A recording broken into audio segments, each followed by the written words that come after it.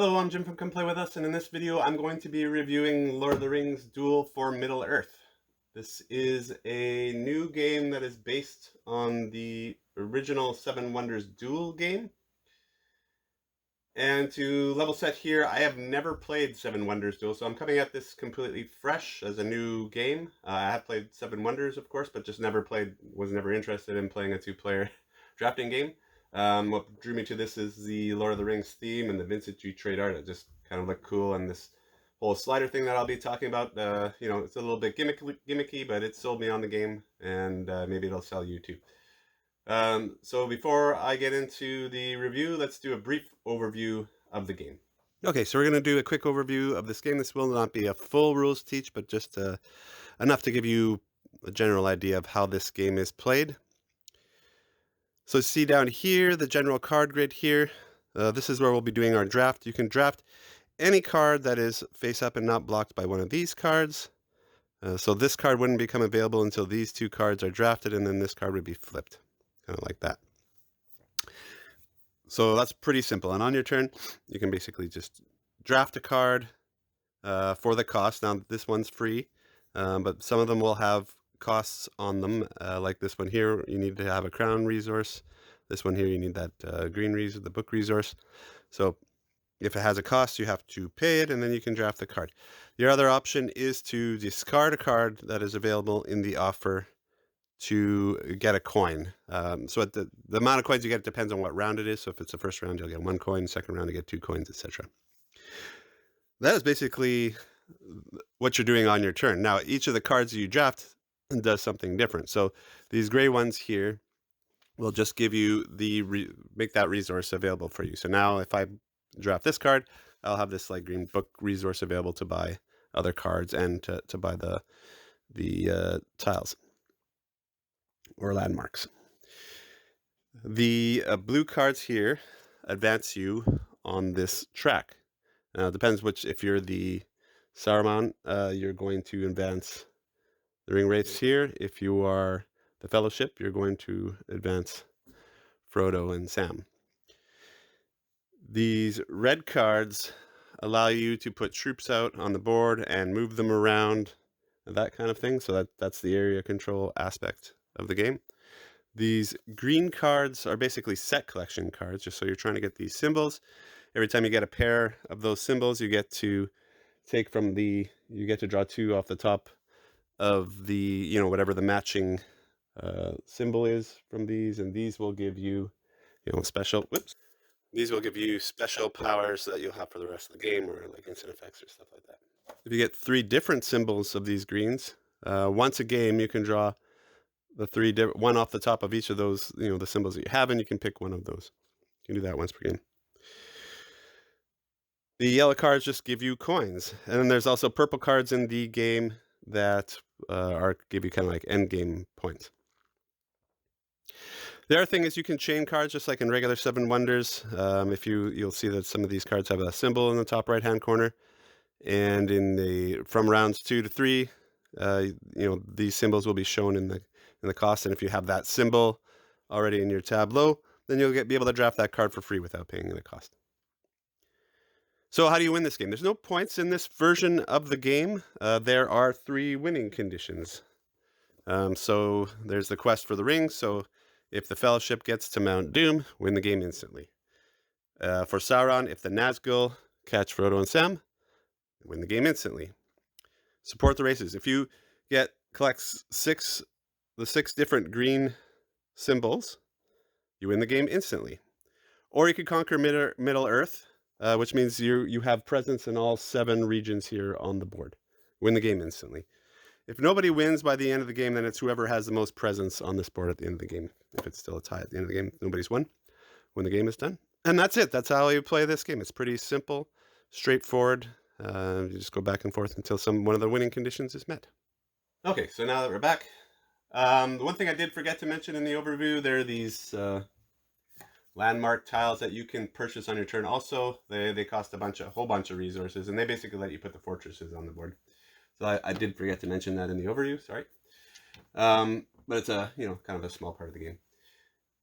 Okay, so let's start by talking about the components. The components for this are pretty excellent. I mean, this is my usual complaint. These cards are not standard size. They're a weird size. I have not yet. I like to sleeve my cards, and I tried kind of the regular, standard small size card sleeves, and they don't work. So I'm gonna have to find special card sleeves to fit these. That kind of annoys me. I wish companies would just stick with standard sizes, so you don't have to constantly hunt down weird sizes of sleeves and stuff specific to your game. Like, why do we need to do that? Anyways, yeah. So that's one complaint. I mean, the card quality it's okay. They're decent cards. They're not that it's not the best card quality, but I mean, the cost of the game is quite low, so I'm not going to complain about it too much because you are getting pretty good quality of components here for the price point. I like you got these little screen printed meeple guys. They're wooden and they're tiny, but they work. And this part of I mean, this comes into play, but you're not playing with them too much, so it's just it's not a huge part of the game. So I don't mind that they're small, but it's cool that they went to the effort to screen print them. It adds to a little bit of the immersion there. And the really neat thing is this slider thing. I know this is very gimmicky, but it's a good gimmick. I like this slider where it's very thematic. Or you're going to Mount Doom as a fellowship, and the racer coming up to you. This thing works really well. It goes together quite easily. It it functionally it didn't need to be this, but yeah, it does really add to the immersion, and it fits the theme so well that yeah, this is kind of brilliant. I like this slide thing. I'm following hook, line, and sinker into the gimmick here. Otherwise, yeah, all the other components are fine. The board and the tile quality for the landmarks, it's good. So yeah, no complaints besides the odd card size. That's probably my only complaint for the game. I mean, the art is gorgeous. The Vincent Dutrait art, really beautiful. So I like the art that they went through for this. That they didn't go with, kind of the standard fare for the art for Lord of the Rings. So really nice. Okay, let's talk a little bit about the mechanics of the game. So yeah, this is just a drafting game. I like the way the 2-player draft works here. I didn't think I would like a 2-player drafting game.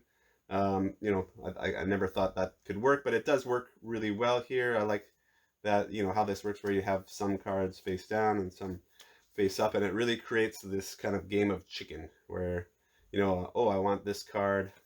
The next guy's gonna go, oh, I want this card, but ooh, that's gonna really reveal this card, and this card might be something even better that the other player wants, and so you're kind of, especially once you get later in the game, and say somebody's going for the blue cards, which moves you down this track, and they're getting close, and you don't want to you don't want to reveal the card for them in the hopes that it's a blue card or whatever. That really adds to the tension of the game and gives you this nice little tug of war and game of chicken where you're trying to avoid drafting cards. Like maybe you're going you put some landmark tiles out, or make some other play to avoid to have to expose that card. I really love that mechanic. It's a great mechanic.